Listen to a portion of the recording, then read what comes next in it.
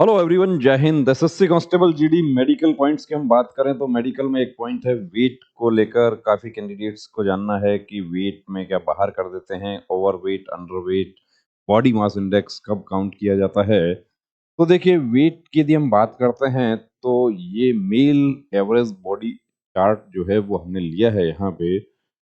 तो 162.5 ST candidate कोई है। अब इसमें देखिए 18 से 22, 23 से 27, 28 से 32, 33 से 37, ये एज इन ईयर्स है। हाइट इन सेंटीमीटर, हाइट और एज उसके अकॉर्डिंग आपका वेट होना चाहिए। तो यहाँ 162.5 यदि कोई कैंडिडेट है तो वो किस में आएगा, वो 162 में लिया जाएगा, क्योंकि 162 के बाद में यहाँ पर कितना है, 164 है।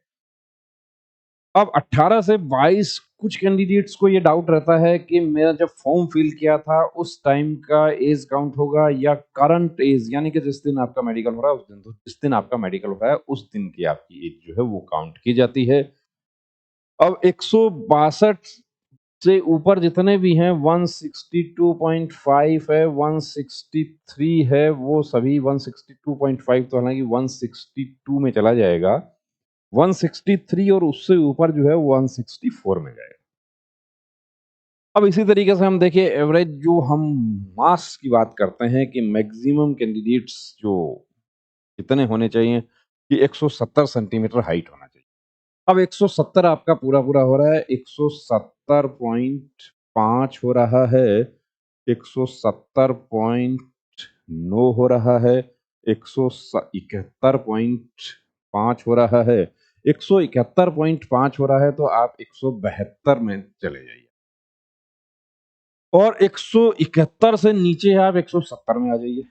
170, अब आपकी एज जिस दिन मेडिकल हो रहा है उस दिन आपकी एज 22 ईयर्स आपकी 7 मंथ हो गई है, तो आप 23 से 27 में चले जाइए।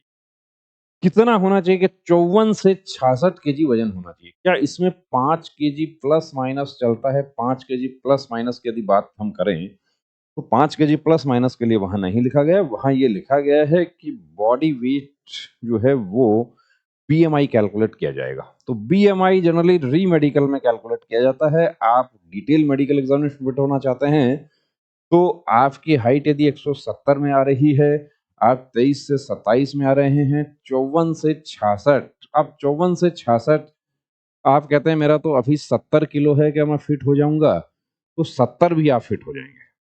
लेकिन आप यदि 71 किलो 500 ग्राम है तो उस स्थिति में आप बाहर हो जाएंगे। कि बॉडी मास इंडेक्स बीएमआई आपका कितना होना चाहिए, कि 24.9, इससे ऊपर चला गया आप बाहर हो जाएंगे। तो वेट का क्राइटेरिया क्या है, ये चीज आपको समझ आ गई होगी। दूसरी बात, वेट चार्ट की यदि हम बात करें तो वेट चार्ट ये कहाँ मिलेगा? एसएससी जीडी हो चाहे सीपीओ एसआई हो। कुछ हमारे साथियों ने ये भी आर्गुमेंट किया था कि हम तो 28 से 32 में चले गए हैं।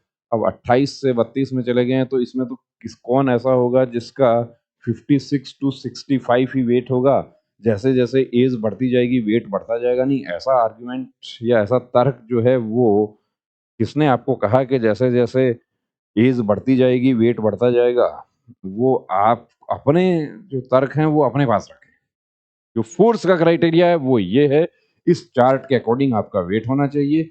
172 में आप आ रहे हैं, 28 से 32। अभी हमारे सीपीयू वाले जो कैंडिडेट्स हैं उनके साथ एक बड़ा इश्यू है ये, क्योंकि उन्होंने अक्टूबर 2024 में फिजिकल एक्टिविटी बंद कर दी थी और उसके बाद वो इंतजार कर रहे थे।